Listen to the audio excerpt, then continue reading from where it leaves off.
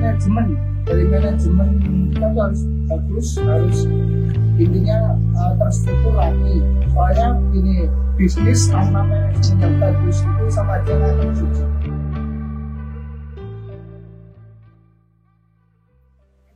Assalamualaikum warahmatullahi wabarakatuh. Perkenalkan, nama saya Indra Wiratama atau dipanggil Angga. Saya di sini sebagai peternak dari pembudidaya pembesaran ikan lele. Awal mula yaitu pertama sih lihat-lihat orang yang udah ternak lele ya.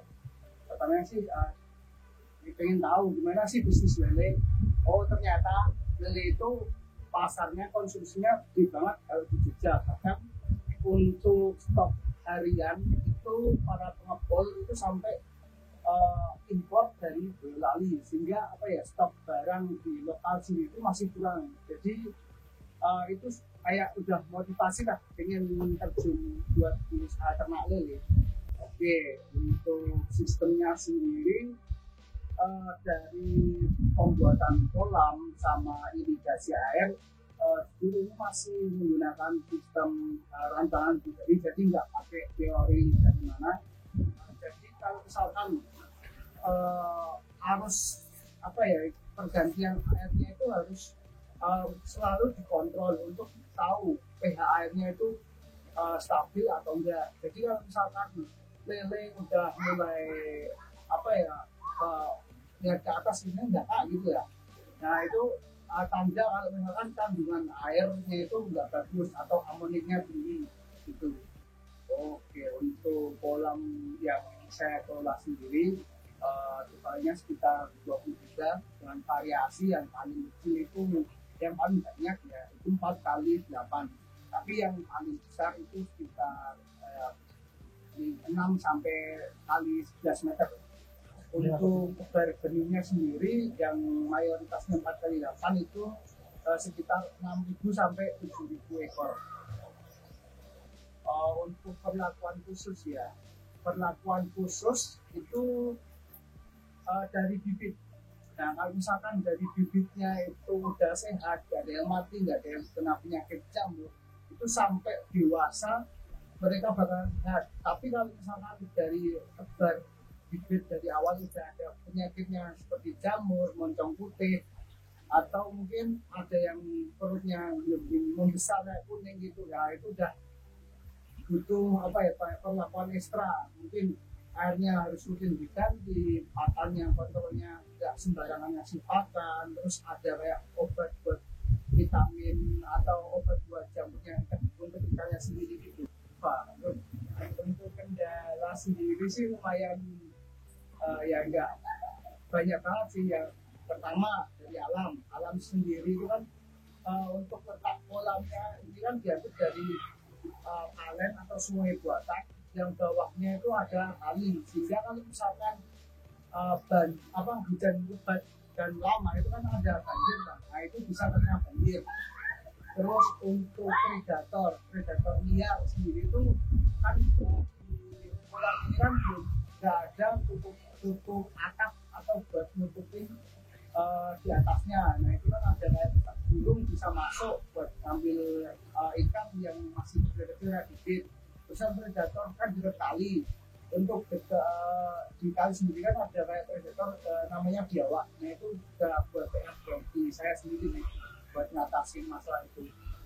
Untuk saat ini kalau penyakit jamur kita memakai obat, mungkin saya nggak bisa sebut mereknya, takutnya nanti promosi ya.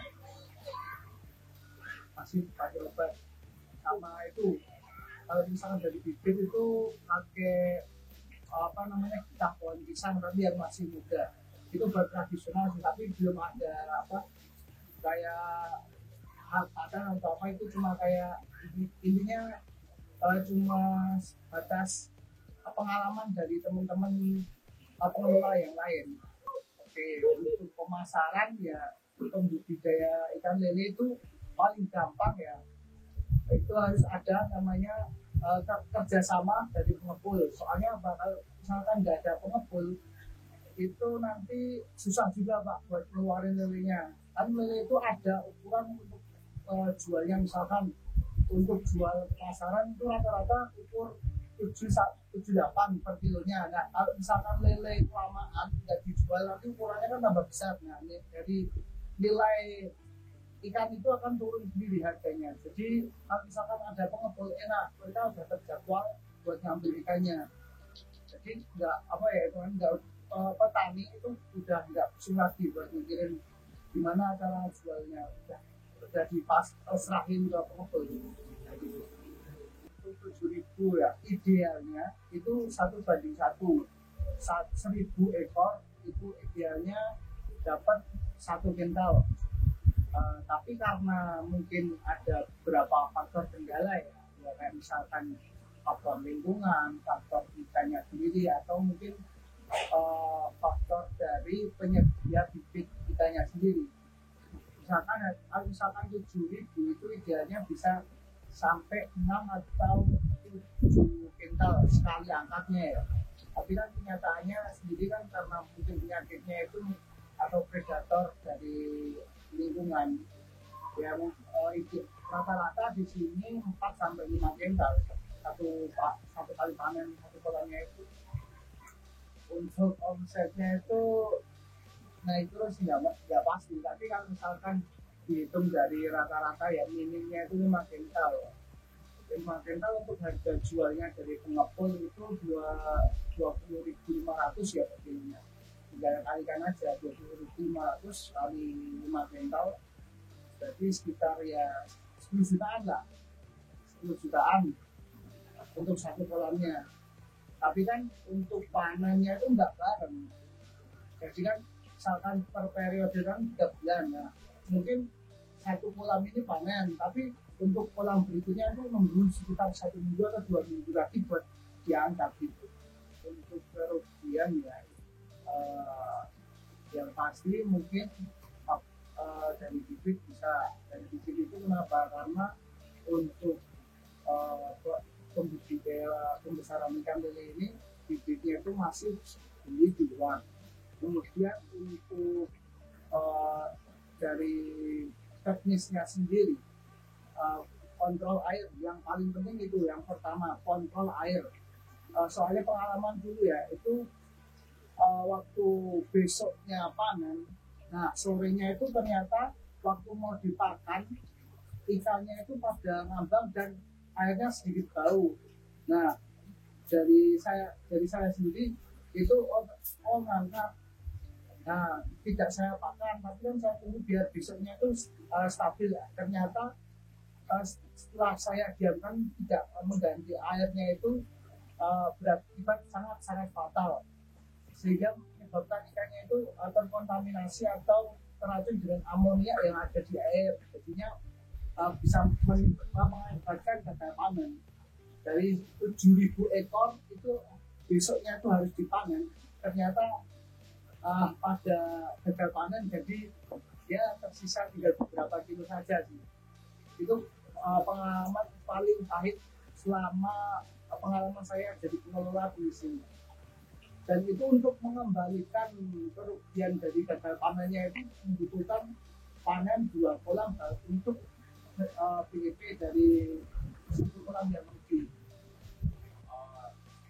Kalau gimana ya, dari kan kita niatnya itu usaha ya, pasti udah tahu segala resiko yang ada atau kemungkinan yang terburuk yang mungkin akan terjadi. Nah dari semua itu kan kita juga harus tahu cara menyisihkan sebagian dari keuntungan itu apa dimasukkan ke dalam dana darurat.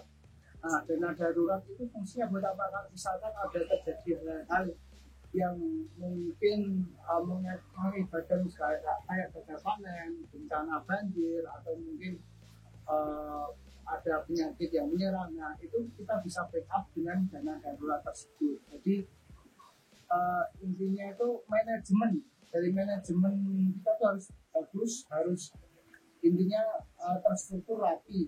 Soalnya gini, bisnis tanpa manajemen yang bagus itu sama aja kayak berjudi. Oke, buat anak muda ya, untuk anak muda sendiri ya, kalau misalkan kalian nggak ada yang bertani, kalian mau makan apa aja gitu aja.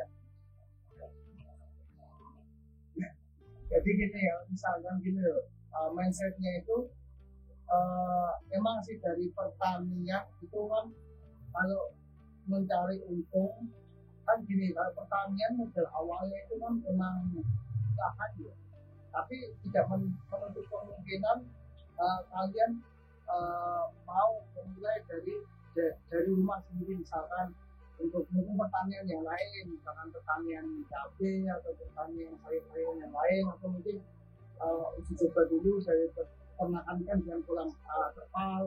Ini dari situ kan belajar, oh ini rasanya jadi petani atau peternak. Nah, mungkin dari situ kalian muncul ide-ide bisnis dari kalian. Kalian juga harus terjun ke apa ya, pertanian, mungkin bisa dengan ilmu yang kalian miliki bisa membantu para petani-petani yang ada di wilayah pedesaan buat memaksimalkan bisnis mereka.